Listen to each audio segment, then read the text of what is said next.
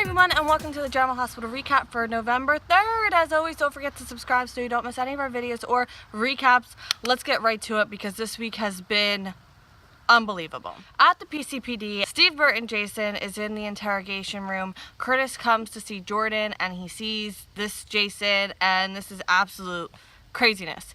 Scott comes looking for a client and he looks in and sees Jason, and it's like, same, to be quite honest with you. Jordan offers that Scott can step in if he wants because Diane isn't here, and Scott's like, nope, full caseload, bye. They're going to go take Jason down to holding. At General Hospital, Ava is at the hospital. She had a follow-up appointment. Everything looks good. She talks to Griffin. He tells her that she's beautiful, and she gets very negative very fast. She's opening the gallery back up and booking another show, and he wants to celebrate because it's not that long ago that she was never going to open the gallery again. In another part of the hospital, Elizabeth puts together that Franco knew there was more to Betsy's story. There was a twin, and he does know what happened to him. Elizabeth wants to tell Jason everything, and Franco's like, no, we don't have answers, and he shows her a piece of paper that shows Jason's twin is dead. Plot twist, wait a second, let's go back. That's not the paper that Andre printed out. It's the death certificate that Franco already knows is a fake. Really now? Elizabeth has her reservations. The document could be faked. Yeah, I'm agreeing with Elizabeth. Why are we making this happen? And he's like, no, I don't think so. And she still wants to tell Jason and Sam because, dead or not, they have a right to know all this. Elizabeth says that she already held on to secrets and held stuff back from Jason before. She doesn't want to do it again. And Franco sells it as protecting Jason, not giving the imposter any more ammunition to blow up Jason's life. And then Scott pulls Franco away. Monica talks with Elizabeth. She's glad Elizabeth is okay. Monica doesn't know about this whole new Jason guy Metro Court stuff. Like, she doesn't know any of the updates besides what she saw at the Metro Court. Elizabeth tells her that that man was here. He attacked Franco, strangled him, and they arrested him, and now he's at the PCPD. And the crazy thing is that's exactly what Jason would have done if he didn't know about Franco's brain tumor and all of the things that have come to light in the past 5 years. Monica won't accept that, though. She knows in her heart that this person she's bonded with over the last few years is her son. In Franco's art room, Scott tells Franco about this Jason guy at the PCPD, and yes, he is alive, but no one can tell Elizabeth, and he tells Scott the whole childhood story, and Franco knows someone with knowledge of this situation, and Scott asks if this person told him which Jason is which. And Franco tells him about the whole memory mapping thing. Both these guys thoroughly believe that they're Jason Morgan. Scott says just tell everyone which is which and leave out the whole pushing down the stairs thing. And Franco says, no, I'm going to hold back the whole thing. And Scott tells him that he'll tell then, and Franco says, no, I'll lose Elizabeth, and Scott says, fine, I won't tell, but this is gonna end badly for you, which now you're making me agree with Scott of all people, so what are you doing to me, General Hospital? Scott gets a call, something has happened. In Sam's room at the hospital, Alexis is being looped in. Danny is at the Quartermains, and Alexis wants to focus on her.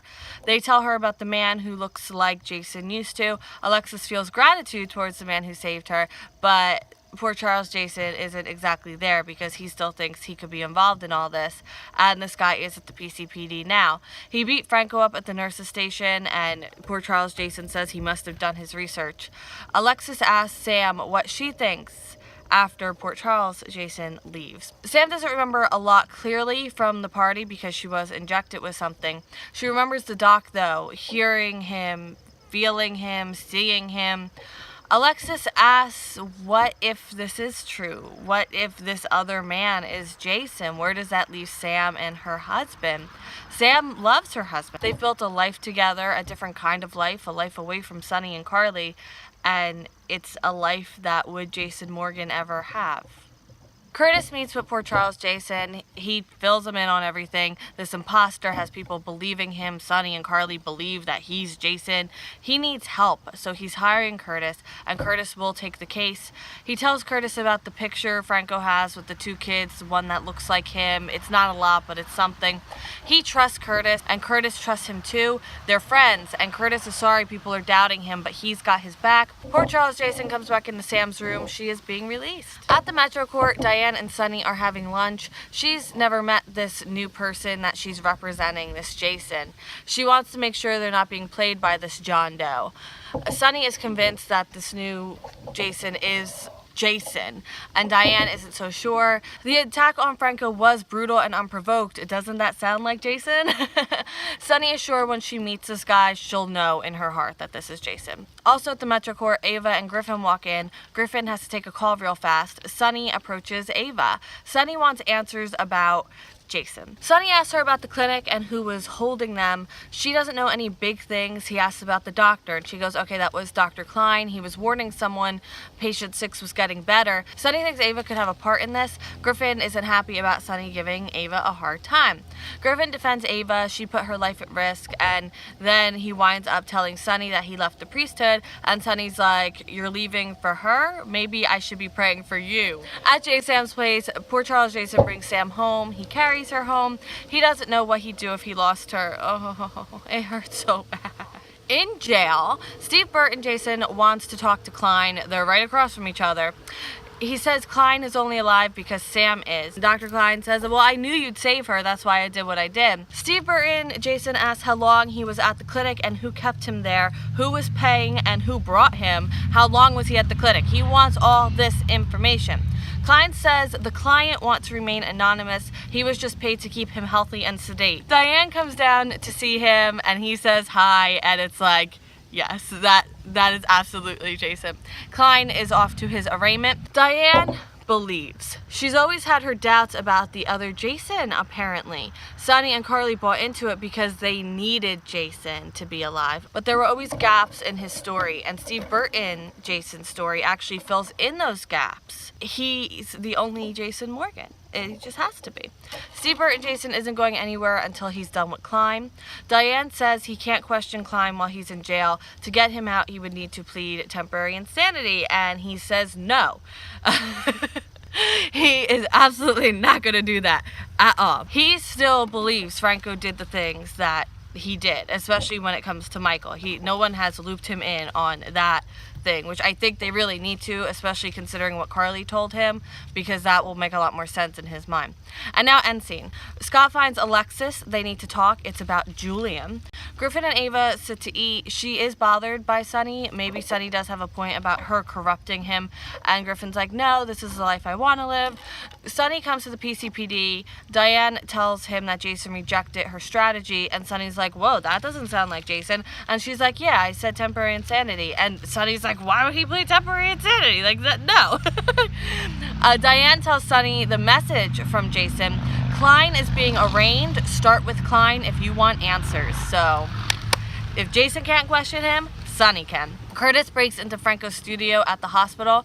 He sees the sketches, then sees the locked drawer that Franco's been keeping stuff in, including the death certificate, and Curtis opens the envelope with the death certificate. Poor Charles Jason is sorry because he's been so focused on how this imposter has affected him. He hasn't really taken into account how hard this is on Sam. He's gonna figure this all out, find out who this fraud is and what's going on. And he says, you realize he's a fraud, right? This guy's a stranger. I'm your husband. Franco finds Monica and asks where Elizabeth is. She doesn't know. Steve Burton Jason is doing push-ups in his cell, and Elizabeth comes to see him. Oh my goodness. I don't think I've ever looked forward to General Hospital so much than I am.